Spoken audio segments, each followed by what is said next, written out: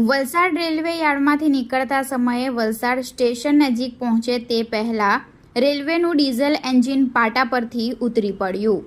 વલસાડમાં રેલવેનું એક diesel engine પાટા પરથી ઉતરી પડતા રેલવે વિભાગ દોડતું થયું હતું। જો કે આ બનાવમાં કોઈ મોટી હોનારત થઈ ન હતી અને રેલવેના કર્મચારીઓએ તાત્કાલિક દોડી આવી કામગીરી હાથ ધરી હતી।